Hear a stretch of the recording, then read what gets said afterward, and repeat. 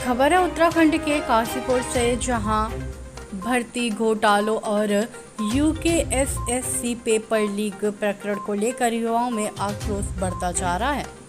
युवा उत्तराखंड क्रांति दल युवा उत्क्रांत काशीपुर इकाई ने एसडीएम के माध्यम से राज्यपाल महोदय को एक ज्ञापन सौंपा। ज्ञापन में कहा गया कि भर्ती घोटालों और पेपर लीक ने प्रदेश के युवाओं के भविष्य को अंधकार में ढकेल दिया है। साथ ही सरकार की नाकामी, पुलिस दमन और पत्रकारों की आवाज़ दबाने जैसी घटनाओं ने कानून व्यवस्था पर गंभीर सवाल खड़े कर दिए हैं। युवा उत्क्रांत ने मांग रखी कि प्रदेश में अगली विधानसभा चुनाव तक राष्ट्रपति शासन लागू किया जाए, जिससे युवाओं को न्याय और निष्पक्ष प्रशासन मिल सके। संगठन ने पेपर लीक प्रकरण की सीबीआई जांच, दोषी अधिकारियों और नेताओं पर सख्त कार्रवाई, सभी परीक्षाओं का पुनः पारदर्शी आयोजन तथा आंदोलनरत युवाओं और पत्रकारों की सुरक्षा सुनिश्चित करने की मांग उठाई। युवा उत्क्रांत ने राज्यपाल से महोदय से अपील की है कि इस गंभीर प्रकरण को केंद्र सरकार और माननीय राष्ट्रपति तक पहुंचाया जाए, ताकि युवाओं का विश्वास लोकतांत्रिक व्यवस्था में बहाल हो सके। उत्तराखंड के काशीपुर से संवाददाता आकाश गुप्ता की रिपोर्ट।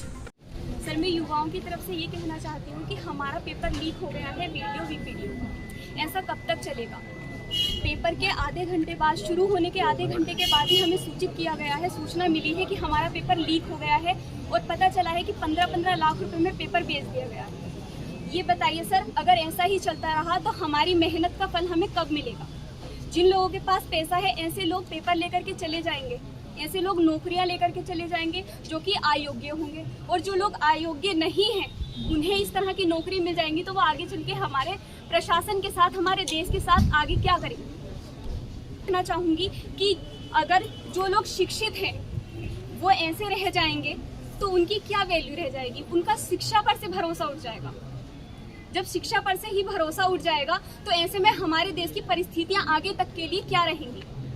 तो मैं साथ में युवाओं को जागृत करने के साथ साथ मैं अपनी सरकार को जागृत करना चाहूँगी और कहूँगी कि कृपया करके इस समस्या का जल्द से जल्द समाधान करें, हमारा पेपर रद्द करके दोबारा पेपर किया जाए और इस समस्या को जल्दी से हल कर दिया जाए। सीबीआई जांच भी होनी चाहिए हमारी। मतलब कि जो पेपर हमारा हुआ है, आप देख रहे हैं 15-15 लाख में बच्चों को पेपर बेचा जा रहा है, और हम बच्चे जो मेहनत करके अपने एग्जाम को निकालने की कोशिश कर रहे हैं, हम ऐसी ही तैयारी करते रह जाएंगे सालों साल। क्या हमें हमारे हक की लड़ाई नहीं लड़नी चाहिए? आप लोग बताइए, लड़नी चाहिए ना? तो मेरे ख्याल से कि हम लोग सब मिलके बस एक ही गुहार लगाते हैं कि हमें हमारा हक मिलना चाहिए, ये पेपर रद्द होके दोबारा होना चाहिए और सीबीआई जांच जल्द से जल्द शुरू होनी चाहिए।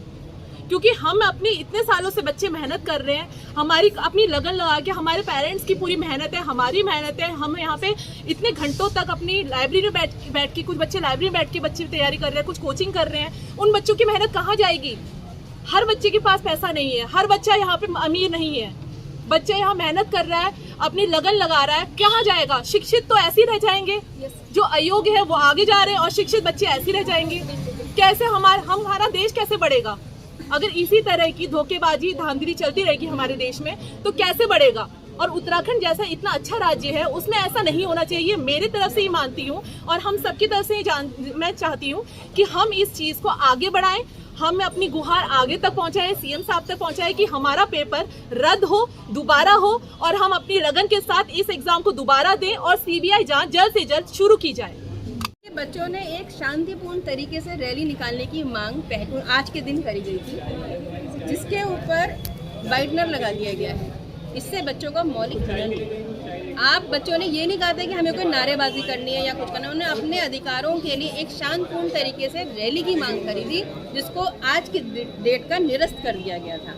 आज ये बच्चे यहाँ पर जो एकत्रित हुए हैं, उनका यही कहना है कि हमको आप अपनी सुविधा के अनुसार एक समय दीजिए जहाँ पर हम अपने दिल की बात कह सकें, जहाँ पर हम अपनी बात रख सकें। तो मुझे लगता है कि बच्चों की इस बात को सुनना चाहिए, जो उनके अंदर बीत रही है, जो उनका दर्द है अपनी पढ़ाई को लेकर, अपने परिवार को लेकर, जिस चीज़ को पढ़कर सामने आ रहे हैं, उनको वो बात रखने का अधिकार है और ये अधिकार काशीपुर में ही है। और ऐसा नहीं है कि रैली कहीं नहीं हो रही है, प्रोटेस्ट कहीं नहीं हो रहा, ये सब जगह हो रहा है। तो फिर काशीपुर में इसकी अनुमति क्यों नहीं दी जा रही है?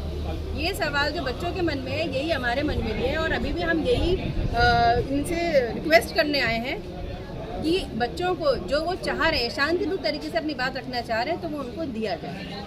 कांग्रेस का इसमें क्या स्टैंड रहेगा? देखिए, यहाँ पर पहले तो मैं आपको कह दूँ, एक तो पहले हम कोई पार्टी का मुद्दे को लेकर यहाँ नहीं आए, लेकिन अगर आप सवाल कर रहे हैं कि कांग्रेस पार्टी का क्या इसमें स्टैंड रहेगा, तो कांग्रेस पार्टी हमेशा उन मुद्दों के साथ रही है जो गलत है। जैसे कि आप बच्चे हैं, इनके साथ गलत हो रहा है, तो हम उनके साथ खड़े हैं। जो भी देश में गलत कार्य होगा उसके साथ कांग्रेस पार्टी कंधे से कंधा मिलाकर खड़ी होगी।